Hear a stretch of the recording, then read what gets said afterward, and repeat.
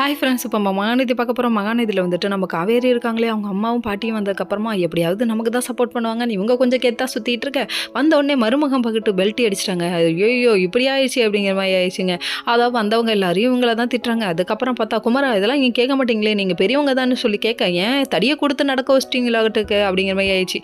இந்த கலாய்க்கிறாங்களே அப்படிங்கிற மாதிரி ஆயிடுச்சு. அதுக்கப்புறம் பார்த்தா கங்கா உடனே சந்தோஷப்பட்டு சிரிச்சிட்டு இருக்காங்க. அதுக்கப்புறம் சரிப்பா நாங்களாம் கிளம்புறோம் அப்படின்னு சொல்லிட்டு கிளம்ப, இப்போ பார்த்தியா ஓம்பால தூக்கி உனக்கே போட்டேன்னு சொல்லிட்டு சொல்கிறாரு. இப்படி தான் அடுத்த அதாவது ஒய்ஃபை வந்துட்டு வெறுப்பேற்றி பார்ப்பீங்களோ இருக்கலாம். இப்படி வெறுப்பேத்தரில் உங்களுக்கு என்ன ஆனந்தமோ தெரியலங்க. இதை பார்க்கும்போது என்ன ஒரு ஆனந்தம் இந்த கரடி முஞ்சனுக்கு, அந்த மாதிரி தான் இருக்குது நம்ம காவேரியோடைய ரியாக்ஷன். அதுக்கப்புறம் பார்த்தா திடீர்னு உள்ளே போயிட்டாங்க. அவங்க உள்ளே போனதுக்கப்புறமா நம்ம நிவீனை காமிக்கிறாங்க. ரொம்ப நாள் கழிச்சு காமிக்கிறாங்களேன்ற மாதிரி ஆயிடுச்சு. இவங்க வீட்டில் இந்த பஞ்சாயத்து முடியவே முடியாது போல். அதாவது இவங்க வந்து குமரனை பற்றி பெருமையாக பேசிகிட்டு இருக்க டைமில் அவங்க மாமியாரும் மருமகளும் அடிச்சுக்கிறாங்க. இதை பார்த்தா நீ எப்பப்பா எவ்வளோ சத்தம் தெருமுனை வரையும் கேட்குது நீங்கள் கத்துறதுன்னு சொல்லிட்டு இவர் ஒரு பக்கம் கத்த ஆரம்பிச்சிட்டாங்க. உடனே ஹைப்பர் ஆயிடுச்சுங்க.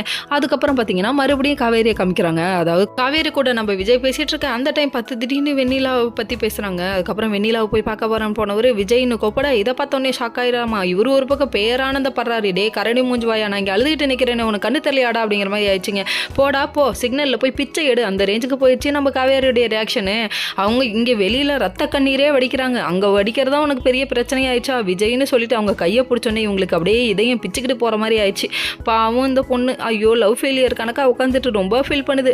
என் புருஷன்தான் எனக்கு மட்டும்தான் அப்படின்னு சோகமாக அப்படியே ஒரு லுக்கு கூட. கடைசியில் பார்த்தா விஜய் இருந்துக்கிட்டு வெண்ணிலா பக்கம் உட்காந்துட்டாருங்க. உட்காந்ததுக்கப்புறம் உடம்பு சரியில்லைங்கிறதுக்காக இவர் பார்த்துக்கிறாரு. ஆனால் இந்த பொண்ணுக்கிட்ட சொல்லணுமா இல்லையா, பொண்டாட்டி மனசு எவ்வளோ கஷ்டப்படுறோம், இது தெரியாத மக்குமணி அமைச்சராக இருக்கே.